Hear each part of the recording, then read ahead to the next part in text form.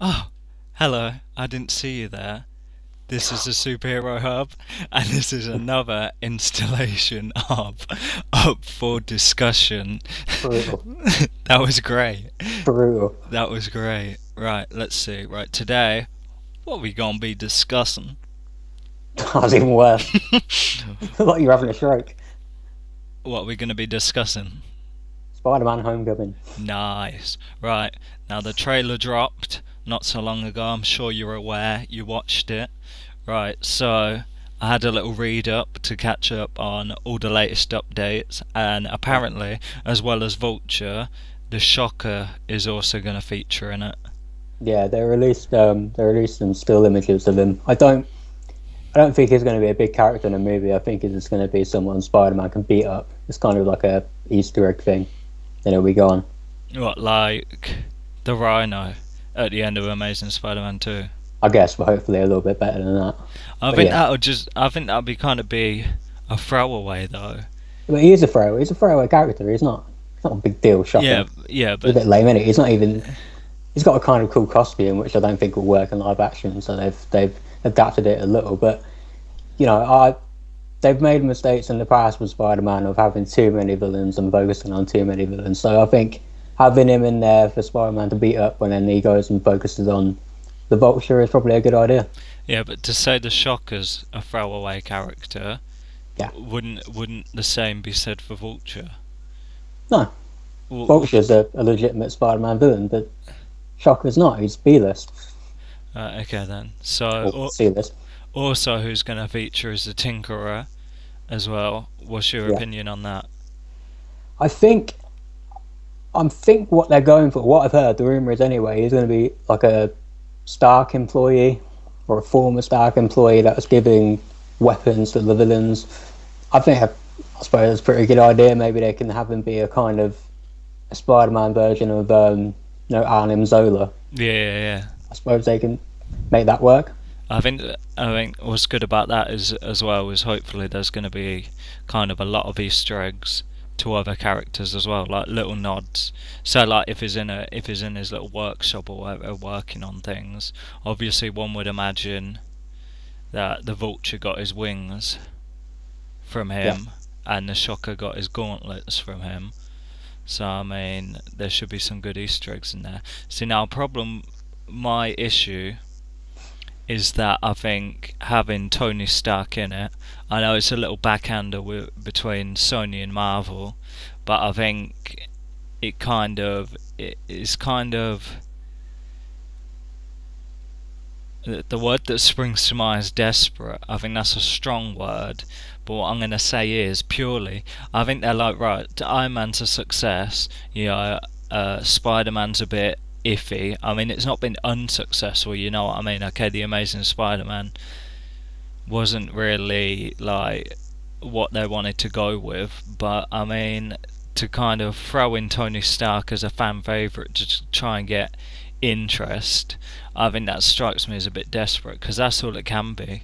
You know what I mean? It was fair enough to have to to to kind of make aware that Spider-Man's in the same universe as all the other characters. Okay, have them in Civil War, but to have such a big character like Iron Man pop up in Homecoming, I I think it's a great idea personally. If you're going to have Spider-Man be a kid like he is now in the MCU, like he was originally in the comics, then I think it's cool for him to have someone to look up to. It makes sense that it's Iron Man. He's the big Marvel hero, and in the comics, he hung around Fantastic Four a lot. He looked up to Reed Richards. They can't do that. They don't have the Fantastic Four. And for a while in the Civil War in the comic books, he looked up to Iron Man there as well, even though that was a bit strange. He must have been around 30 years old at that point. But with yeah, this Spider-Man being, 17 or whatever it is, or 15, I think it's a good idea.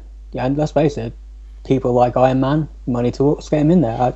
They're both work. Job done. nice. I like that explanation. I don't know. I think it's kind of see now. Is it going to come off humorless to the point, because as I said, desperate and that they're kind of lacking plot holes, so they throw Iron Man in there, and maybe it'll lack humour, so they throw Iron Man in there. Because obviously in the trailer you had the whole like hugging scene in the back of the car. Yeah, but I mean, Spider-Man's always been pretty funny. He was funny in Civil War, with and without Tony Exactly. Stark. So, Exactly. So if I figure he can stand up for himself, why do you need Iron Man in there? why not? He's a kid. I don't know, something just seems a bit iffy. I think it's just like they're throwing everything in it in the hopes that it's going to like, add credibility to it, and that don't sit right with me. I just think they're making sure they get the ties into Marvel. Yeah, but Use it where you can. they did that into. I think there's a fear of overshadowing. You know what I mean? No, I don't think so. I don't think he'll be in the movie that much. I think apart from, say you got him in the car having a conversation, is it really going to be him running to Iron Man every 2 seconds? Because that's what I feel like it's going to be in that. He's going to get smacked up a bit, and then he's going to be like, Tony Stark, rah, rah, rah, I need No, help and that. And I then, don't think so, because if you've seen the trailer, he talks about with his friend that he wants to prove to Tony Stark that he doesn't need help. He's not a kid. So I think that'll be the thing. He won't go to Tony. so why wouldn't Peter Parker just be like, yo, back off? Why wouldn't he just do that then? And then there wouldn't be any need for him. Because I think it's one thing having Tony Stark in it, and it's another thing having actual Iron Man flying around with him. You know what I mean? Yeah, but I mean, if you think about it from his perspective, he's a 15-year-old kid who's seen the Avengers fight off an alien invasion. But Iron Man must be like a Jesus figure. Imagine if Iron Man was in. I'd want to hang out with Iron Man. I wouldn't. You're out of your mind. Who would you rather hang with? What, in terms of who? I I'd mean, rather. What, anyone in the Thor? Marvel? Yeah. No, because Thor wouldn't be around. I'd need him to be my rock, someone I can lean on if I needed to. And if he's in Asgard, I'm going to be left emotionally, you know, needing. So I think if I'd pick anyone, it'd have to be I don't know, Scarlet Witch for obvious reasons. Cut out. Come on. or well, or Captain America. I like Captain America more. He's probably my favourite character in all of them. Mate, I'm going for. So, you can have a good time before. What? Why wouldn't? But it's not. Is it? It's going to be in Asgard, and you're just going to be sitting there twiddling your thumbs. Let him take him. Let go with him. Nah. Yeah, man. No. He says he doesn't want to introduce you to his parents just yet. He only holds hands on first dates. Right. Right. So what else? Okay, the love interest now. Yeah. There's like you got Zendaya, who is the one in the trailer who's sitting on the seat. She's pegged as like her character's apparently Michelle, and apparently she's like she don't feel the need to talk. She's so smart, she doesn't feel the need to talk to people, so she's kind of a loner. That's why she's sitting on the bench up there by herself, and then she kind of chimes in when like Peter Parker and his buddy are talking about the other girl on the other side of the thing who they're ogling out. Who's Liz Allen. Yeah. I was under the impression that was Zendaya. Nah. I'll be honest with you, I can't claim to actually know who Zendaya is. I know she's some sort of Disney person. I don't know what she looks like. But I was under the impression she was Liz Allen. Nah. Well, who is Liz Allen for all the people who don't know? Liz Allen, to my memory, Liz Allen, she went to high school with Peter Parker. She wound up marrying Harry Osborn. She's not around much in the comics. She was in that cartoon they had out a while back. I didn't watch it, but before Ultimate Spider-Man, it was one of that really catchy theme song. Marvel Superhero Squad. No, not Amazing Spider-Man, not Web Spider-Man, Spectacular Spider-Man. Oh yeah, She was in that. She was in that, but really, she's not a big Peter Parker love interest. Obviously, not one of the big two, but she went to high school with him. I think what's going to happen is this Michelle character's going to turn out to be like, do you know, the police officer in The Dark Knight Rises, where it goes all the way through it, the police officer, and then it's like, actually my name's Robin, you know what I mean? I think it's going to be like, yeah, my name's Michelle, but really it's like, that's my middle name, my real name's like Mary Jane. What is it? What? Damn it. Oh Or wow. maybe she's adopted or something, and it's like her real name's Mary Jane. It's gonna be it's like my name's Michelle, but call me Mary for sure. It's, it's wow. It's weird. I don't know what they'll do with it.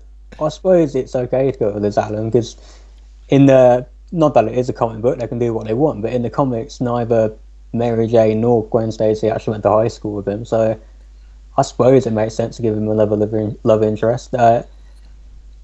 I Would you rather it was Mary Jane or Gwen Stacy, or would you like that a change in it? um, It depends what kind of train it's following, you know what I mean? See, the way I figure the Amazing Spider-Man would have gone is like in the third film, if they made one, Mary Jane would have popped up.